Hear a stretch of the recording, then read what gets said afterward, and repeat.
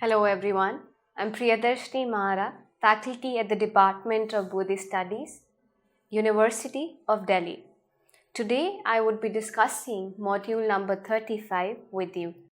This module is constituted in paper number 11 of Philosophy of Buddhism. The title of this module number 35 is Mahayana Philosophical Literature in Buddhism. When we talk about Mahayana philosophical literature, we see that Buddhism is widely divided into three yan. The first is Hinayan, then we have Mahayana, and then Tantriyan. Therefore, when we look at this term Hinayan, is usually adopted from the early Buddhist sect, which is said to be generally commencing after the parinirvan of the Buddha. Mahayana grew out of Hinayan, though it traces its final authority to Buddha himself. So some mention these two branches by also these following names: Buddhayan or Tathagatyan or Bodhisattvayan, Shravakyan or Pratyek Buddhayan. So we have Buddhayan or Tathagatyan or Bodhisattvayan, and we have Shravakyan or Pratyek Buddhayan. When we talk about the Mahayana philosophical literature, so by now reading all these modules, you would be clear about what Hinayan is and what Mahayana school of Buddhism is. So philosophical literature of Mahayana is important. Mahayana offered a new path to a newly defined goal and some strikingly new philosophical as well as psychological assertions. It presented a number of very different understandings of Buddha's message based on a body of scriptures which it was claimed had been uttered by the Buddha himself, but had lain undiscovered for centuries. The Mahayana became prominent in northern India, and as a consequence, when Buddhism spread from the subcontinent into Central Asia and beyond it, it was actually exclusively seen to be Mahayana missionaries who then penetrated Tibet, Mongolia, China, and Japan. When a disciple of Buddha had attained enlightenment, he received the title called as Bodhisattva or Arhat. In the Mahayana Sutra, monks who devoted their lives solely to the pursuit of nirvana for themselves are referred to as Shravaks or listeners. So those monks who devote their entire life solely to the purpose of nirvana for themselves are referred to as Shravaks or listeners, because they only pursue the latter rather than the spirit of what they have been taught. In the Mahayana, such individuals are criticized for self-centeredness in ignoring the sufferings of others in their withdrawal from the world, as well as this turns out to mean that they are striving for what at best can only be illusionary liberation and not the right liberation, because when we talk about liberation or the attainment of nirvana in Mahayana Buddhism, we see that it has to be not just for the individual who is seeking liberation, but for every sentient being. So when an individual reaches that level of attaining enlightenment, he just stops there and comes back to the phenomenal existence in order to take as many sentient beings as possible. In Mahayana tradition, every monastic and lay person alike is encouraged to strive for the ultimate goal of becoming a Buddha nature, which is also known as Bodhi Chit. Mahayana philosophy, coming to the Mahayana philosophical literature, we see that in Mahayana Buddhism, the texts are called Navvaipulya Sutra. This text is regarded as the canon of Mahayana tradition, but it cannot be said that it is purely Mahayana. And why? Because some of principle of Hinayan is also available in this text. So it is not totally Mahayanist or Mahayanic text. It includes the principles of Hinayan also. Actually, whole canon, whether Mahayana or Hinayan, is consisted of Buddhist teachings. So when we talk about these different canons of different schools, all that we're saying is that they at the end of the day point out to the teachings of Buddha, which cannot be denied on the basis of higher or lesser teachings. It is when these sects come into existence, when human beings get divided on the basis of differences in ideologies, that is when we start using these terms of lesser or higher value. But if you see the teachings of Buddha, they are same, be it in any text. The interpretations would be different no matter what the interpretation are. At the end of the day, all that Buddha is teaching or preaching is that a way of life, a virtuous way of life, which leads to the attainment of liberation and an end of all the suffering in the human phenomenal world. When we look deep into the teaching of both tradition, we find some basic principles which are taught according to mental temperaments and abilities of the disciples. Even when we talk or even when we listen to the stories of Buddha give preaching to the people around him, we see that he used the common language. And why did he do that? So that each and every person, be it learned person or unlearned person, understands what he is trying to say in the most simplest manner. So the same way, according to the mental temperaments and abilities of the disciples, the text contains all those teachings. Both traditions do not seem totally different. As we've already said, you cannot be totally different when you come out of the same lineage, when you come out of the same inheritance. Maybe the way you look at things are different, but at the end of the day, you have the same roots. It seems like a stage for attainment of the ultimate goal, and that is liberation for all. Now, Navvaipulya Sutra has been translated as 9 dharma. So, when you see Nav, it means 9, and Vaipulya means dharma. Nav means 9 and Vaipulya means wide and extensive. These 9 books has wide and extensive arrangement of the teachings of Buddha. Therefore, they are called Navvaipulya Sutra. In Nepal, Navvaipulya Sutra is highly honored even in today's day. All the 9 books of Vaipulya Sutra had explained the personality, behavior, duties, principles of a bodhisattva.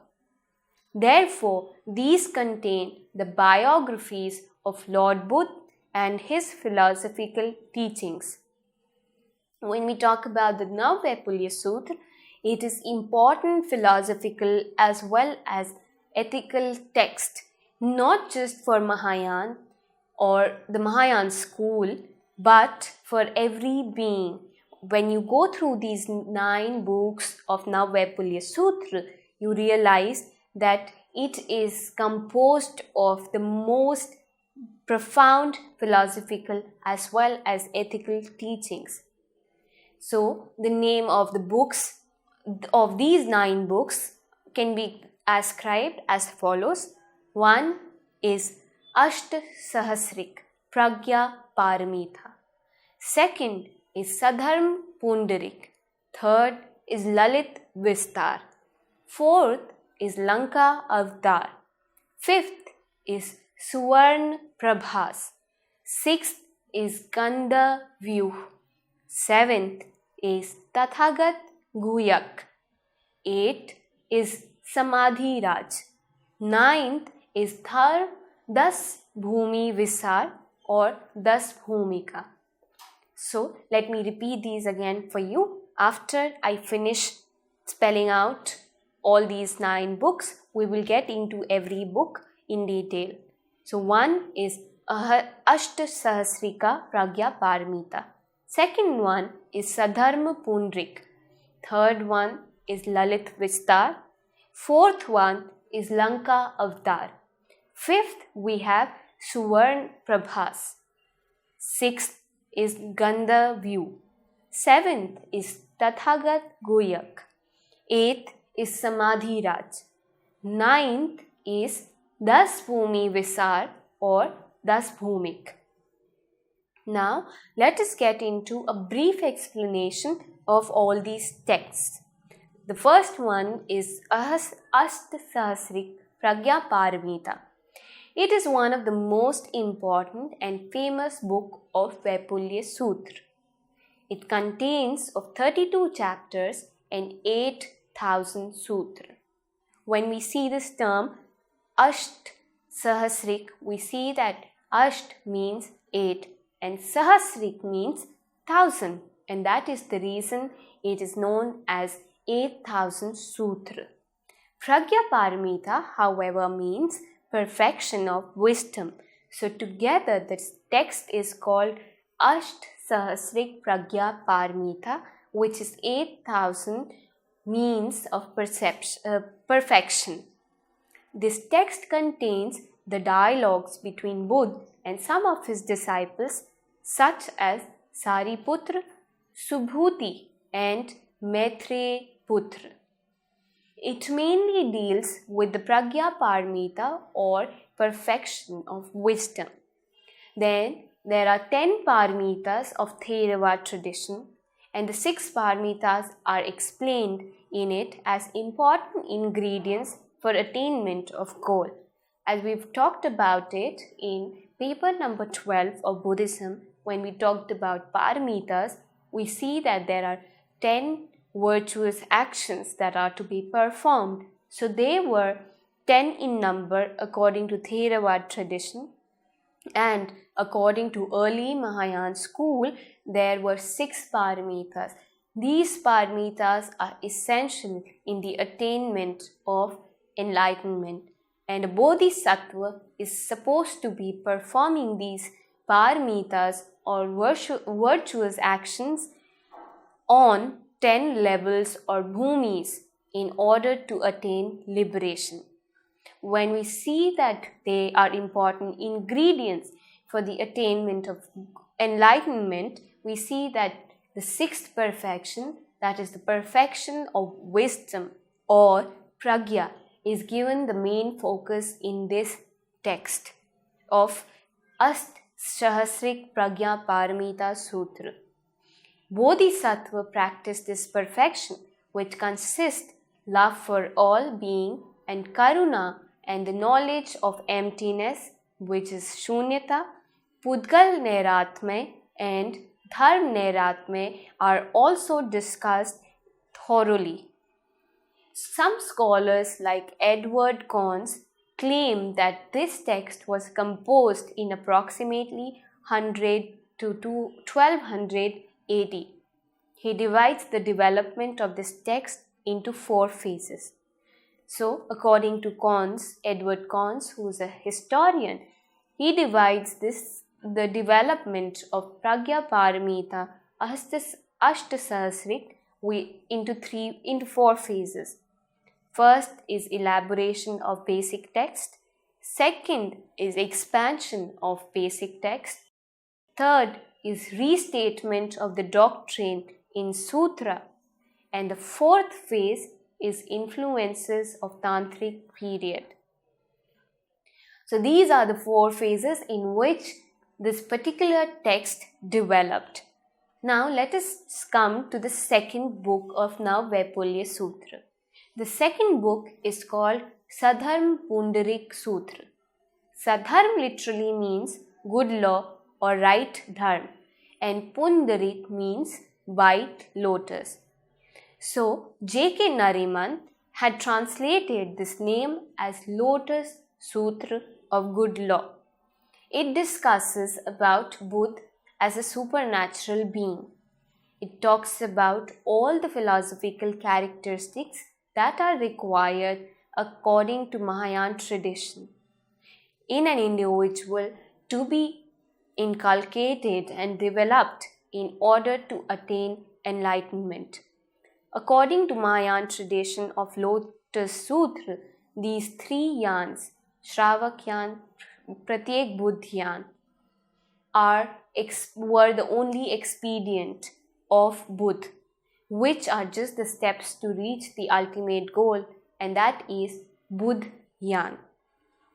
So, when we talk about the 3 yans according to the Mahayana tradition, we see that all these 3 yans are ultimately pointing out to that one thing, and that is Buddhyan, or the attainment of enlightenment. So this particular text, which is Sadharma Pundarik Sutra, which means White Lotus Sutra of Good Law, points out to all the virtuous actions that are to be performed in order to reach the enlightened state of existence. The third book of Navvaipulya Sutra is called Lalit Vistar. This book mentions about the life story of Gautam Buddha. The literal meaning of the name or term Lalit Vistar is detailed spot of the Buddha. Lalit means spot. This book mentions the Buddha supernatural way, whose life on this book was narrated by Buddha himself on the request of his disciples. Therefore, it is more like an autobiography. This text is one of the most famous and sacred one of the Navvaipulya Sutra. According to this text, Buddha or Bodhisattva was dwelling in the gratified heaven, which is known as Tushita, giving teachings of the ultimate goal. When he was informed about the time of his descendants on the earth, he gave the crown to Maitreya. Maitreya is supposed to be the future Buddha who is going to come into existence in future times.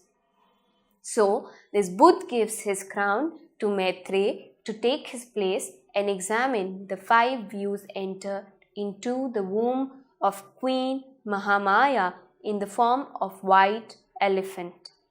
So the story narrates around how Buddha gave his throne to the future Buddha, who is Maitreya, and comes down on earth in order to help sentient beings reach the state of ultimate liberation.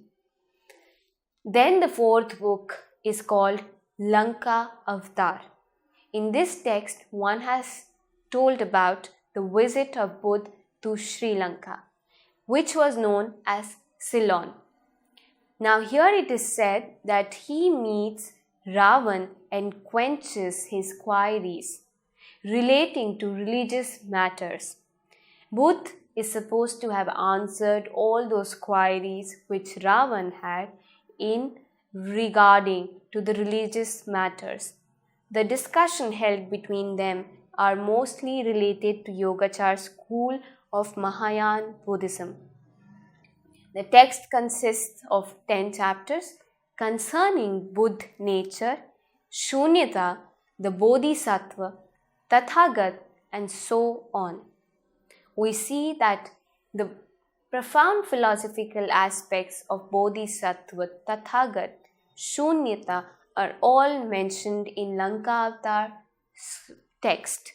Scholars assume that the mention of barbarian can be referred to Hun prince. So we see that when we talk about this text, the historical text also mentions the terms like barbarian or the existence of Ravan. So it is said that when we say barbarians, it must have pointed out to the community of Huns who were presently invading that particular region of Ceylon. The fifth text of Navvaipulya Sutra is Suvarn Prabhas. It has been translated as the golden effulgence and splendor of gold. As in other texts, Buddha is shown as divine being who possesses three bodies or three kai. Now what are these three bodies? That is Dharma kai, which is the body of truth. Then we have Sambhog kai, which is the complete enjoyment body. And we have Nirman kai or emancipation body or the emanation body. When we talk about this text, we see that it contains 21 chapters. The presence of Buddha on this earth is Nirman kai or an emanated body, which is just like a character of a play. It is said in this text that a Brahmin was told that the hair of tortoise, possible to get mustard seed like relic of Buddha, is immaterial truth body. This book further discusses about the prince who offered his body to starving tigress who was going to eat her own offsprings. The bones of this prince was collected in golden basket and erected and in the form of a stoop, and this points out to the ethical as well as the philosophical aspect. The sixth book of Navvaipulya Sutra is called Gandhavyu. This book mentions about the attainment of highest goal by a youth called Sudhana. Sudhana traveled to different places as instructed by Bodhisattva Manjushri. This book further tells us about the basic philosophical and principles of purifying one's chit or mind. This text was taken to China in 7th century and was translated by Amogh Vajra during the reign of Tang dynasty. The seventh book of Navvaipulya Sutra is called Tathagat Guhyak. This text is all about the tantric system and principles of Mahayana Buddhism. Tathagat is the Buddha, or also means one who has gone from the pious way to pious and peaceful goal. So certain activities that are done piously lead to pious goal, and that is what is the whole idea of Tathagat Guhyak. Then the tantric teachings were not given to generate mass, and as it is secret, it was given to a very selective disciple. Therefore, it is Guhyak, which means secret.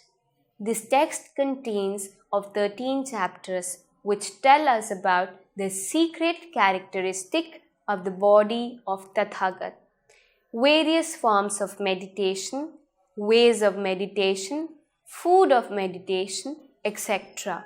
So all that is related, all the requirement or characteristics that are related to meditation and to the attainment of higher goal is what is described in this particular text.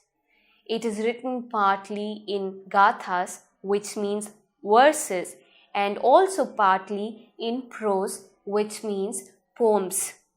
The opening chapters mention about samadhi and high-class meditation, mystical figures of tantricism, mantra, and so on. So, the importance is given to the practice of tantra and also the reciting of mantra. And this is what is encompassed in this particular text. Coming to the 8th text of Navvaipulya Sutra, we see that it is called Samadhi Raj. This Samadhi Raj literally means the king of meditation. When you divide the word or when you dissect the word, we get two words. One is Samadhi and the other one is Raj. Samadhi points out to meditation and Raj to a king. Therefore, it is the king of meditation. Now, this text tells us about the dialogue held between the Buddha and Chandraprabha, and in which the meditation benefits, etc., and how the way a bodhisattva can attain the highest bliss through that meditation are discussed. So all the issues related to meditation, all the characteristics and attributes of meditation, and also the importance of meditation, along with how important this meditation practice is for bodhisattva to reach the highest state of bliss, are discussed in this particular text. The object on which an individual is meditating should be pious like a Buddha, who is free from any sort of defilement. So the object has also been defined to be pious. The stages of meditation, or which are called as jhanangs, hindrances of meditations, which are called as nivaran, non-reality, non-duality and non-substantiality of the universe are discussed thoroughly in this text. When we talk about the jhanangs, it points out to different stages of meditation or awareness. And at the same time, there are certain hindrances that come on the way while a person is meditating. So, the importance of those stages of meditation as well as the removal of those hindrances and the non-reality of that which we term to be real, the non-duality of that which is dual, and the non-substantiality of that which is substantial. These are all the matters that have been discussed thoroughly in this particular text. Coming to the 9th and the final text of Navvaipulya Sutra, it is known as Das Bhumi Visar. The literal meaning of Das Bhumi Visar is 10 stages or ground. This text talks about the 10 stages or ground by which an individual can attain Buddhahood. Therefore, it is called as Das Bhumi Visar. One, we have Das. On the other hand, we have Bhumi. Visar is the expansion. So we have the expansion of a bodhisattva on these 10 levels of virtuous practices.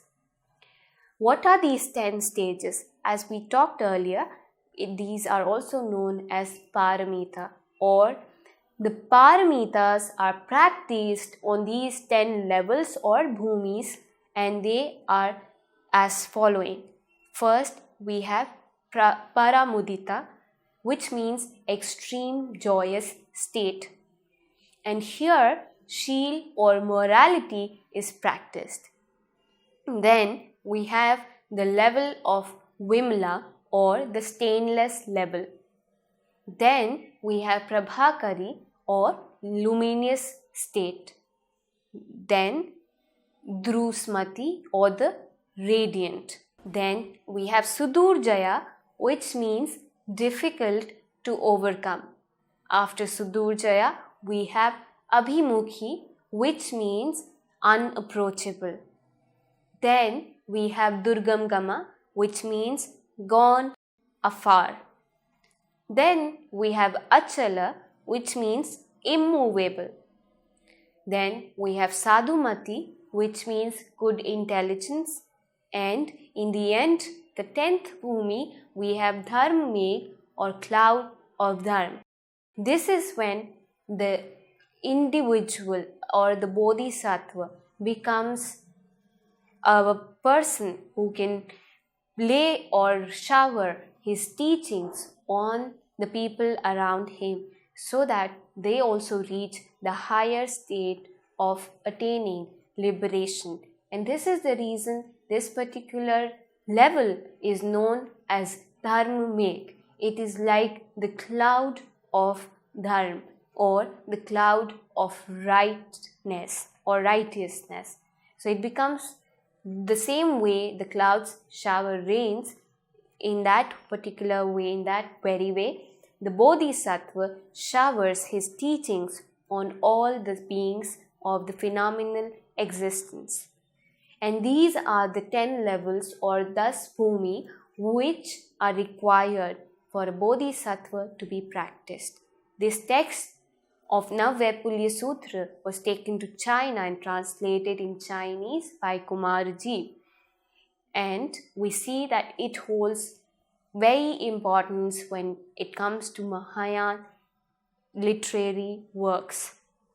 Navvaipulya Sutra, constituting of these 9 essential and important books which further constitute the profound teachings of Buddha, are the most important literary work of Mahayana Buddhism. Thank you.